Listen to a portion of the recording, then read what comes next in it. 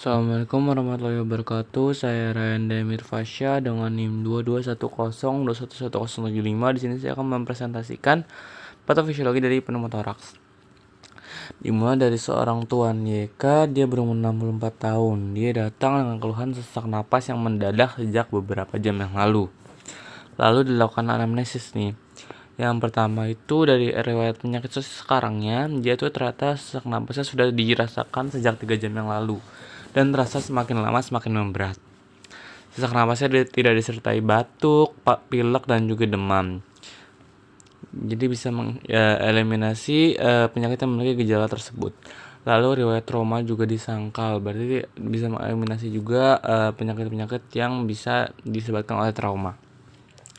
Lalu riwayat penyakit dahulunya itu dia pernah mengalami sesak napas ini 6 bulan yang lalu dan dilakukan WSD atau water shield drainage untuk mengeluarkan udara ataupun cairan dari parunya dan akhirnya bisa bernapas seperti biasa. Lalu pasien memiliki pengobatan OAT kategori 2 bulan ketiga. Berarti pasien ini sudah riwayat penyakit dahulunya dia merupakan ada penyakit TB atau tuberkulosis, dan kategori 2 itu dia antara obatnya itu penyakitnya kambuh lagi atau saat mengalami pengobatan pertama dia stop dan akhirnya dilanjutkan lagi. Jadi bisa jadi TB ini sudah lama atau dia relapse atau kambuh lagi. Nah, lalu kita akan mengambil hipotesisnya. Yang pertama adalah pneumotoraks. Nah, pneumotoraks ini seperti yang didapatkan bahwa dari gejalanya sesak napas yang mendadak.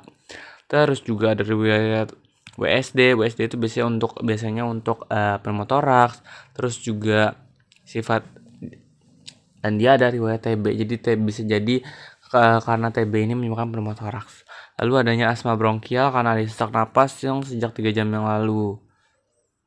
Ya, lalu PPOK juga karena sesak napas yang dirasakan 3 jam lalu. Lalu dilakukan pemeriksaan fisik. Pemeriksaan fisiknya itu didapatkan bahwa kesadarannya kompos mentis tapi tanpa sesak, nadinya dia agak tinggi takikardi, suhunya normal, tekanan darahnya normal, dengan respiratory rate-nya dia tinggi atau sesak juga. Kepalanya dalam batas normal, THT dalam batas normal, lehernya untuk JVP dia dalam batas normal. Dan trakeanya bergeser sedikit ke sisi kanan. Lalu untuk toraks didapatkan bahwa inspeksinya asimetri, berarti tidak sama, di mana ada gerakan dinding kiri yang tertinggal. Jadi bisa jadi ada gangguan di bagian dada kirinya. Lalu vokal fragmentusnya kirinya itu kurang dari kanan, berarti kanan tuh normal dan kiri itu dia menurun gitu. Lalu hipersonor pada bagian area paru kiri. Hipersonor itu bisa jadi tanda-tandanya adanya udara di dalam parunya. Lalu vesikular yang menurun pada seluruh lapang paru tanpa adanya bronki maupun wheezing. Nah, untuk jantungnya dalam batas normal, abdomen dalam batas normal, dan ekstremitas dalam batas normal. Lalu dilakukanlah penunjang nih, penunjangnya dari AGD atau analisis gas darah.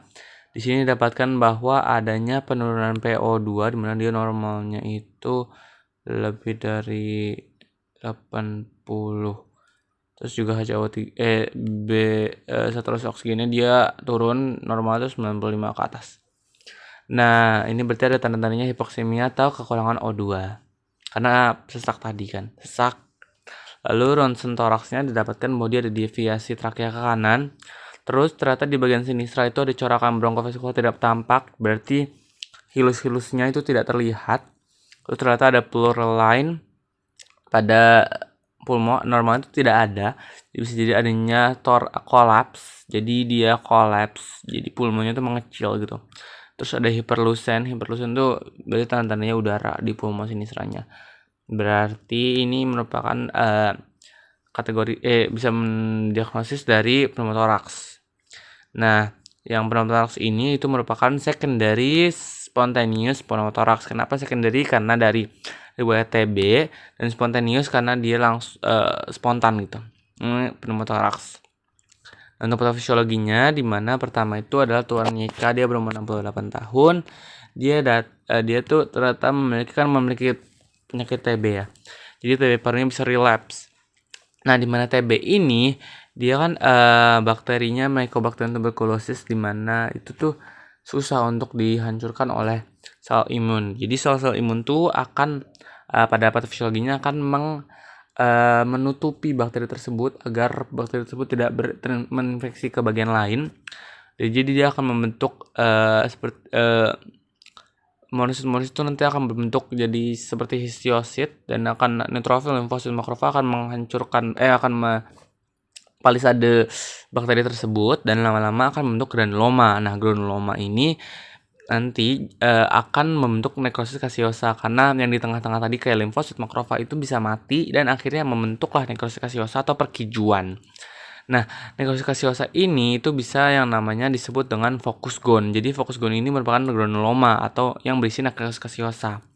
Nah, bakteri tadi dia bisa saja keluar dan akhirnya bisa menuju ke limfonodus sampai akhirnya akan menginfeksi di limfonodus. Jadi menyebabkan inflamasi di limfonodus. Akhirnya menyebabkan kompleks gone. Kalau kompleks gone itu adanya fokus gone dan juga bisa menuju ke limfonodus. Nah, karena sudah adanya kerusakan, akhirnya akan terjadi regenerasi dari jaringan. Jadi jaringan tersebut akan berusaha untuk melakukan regenerasi, yaitu dalam bentuk melalui aktivitas fibroblast yang akan membentuk fibrosit dan juga kalsifikasi. Dimana kan fibrosit dan kalsifikasi ini menyebabkan parenkim paru itu akan menjadi lebih kaku ya, jadi elastisitasnya itu akan semakin menurun. Lalu dari nekrosis kasiosa ini dia itu bisa hancur atau dia bisa mencair, akhirnya akan membentuk kavitas. Jadi akan seperti rongga kosong gitu, cavity, yang bisa membentuk ulcerasi pada alveolus. Jadi ada hancur-hancur di alveolus gitu.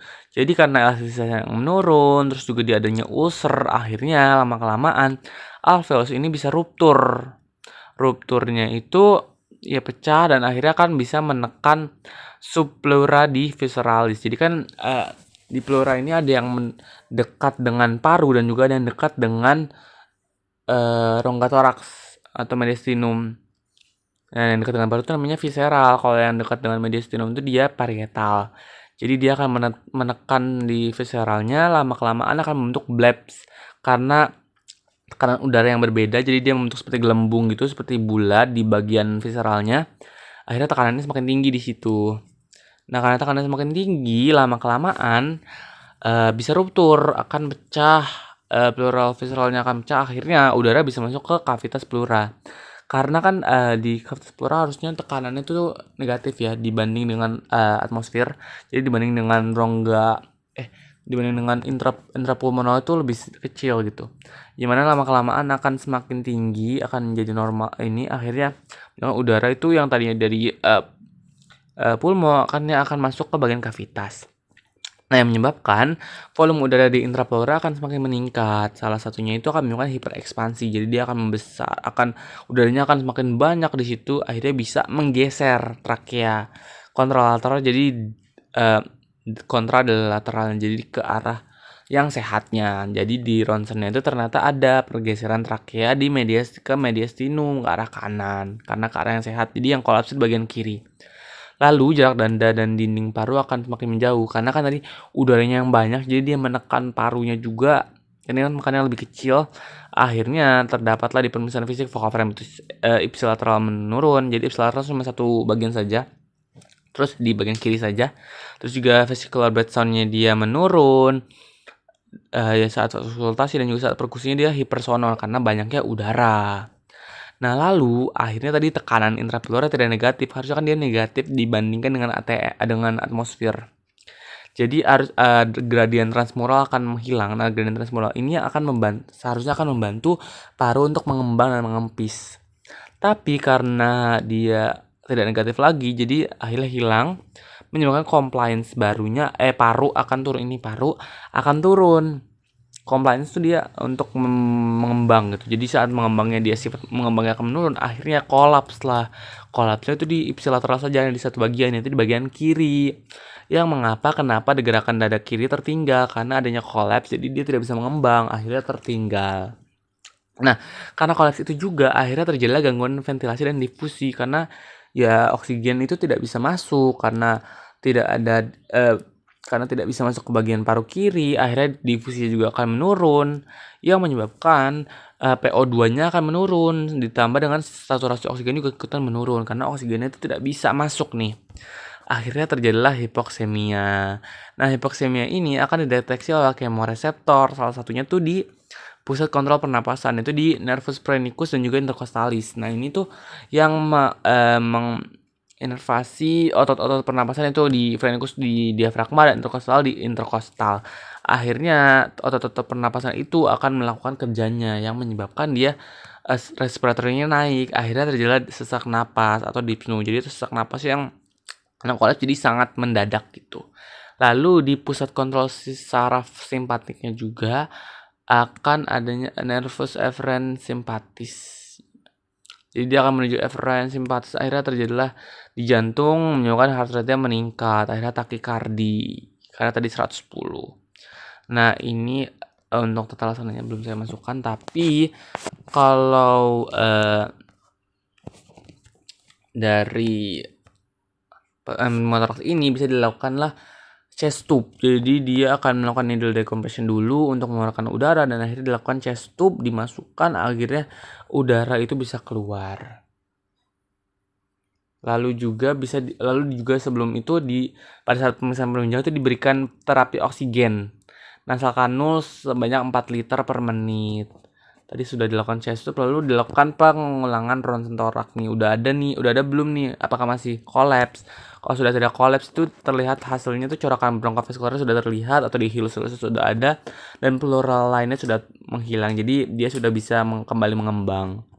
Lalu tampaknya fibrosis dan juga kalsifikasi karena tadi adanya TB itu. Baik, untuk patofisiologi dari pneumotoraks ini saya sudah selesai. Terima kasih atas mohon maaf ada kesalahan. Terima kasih.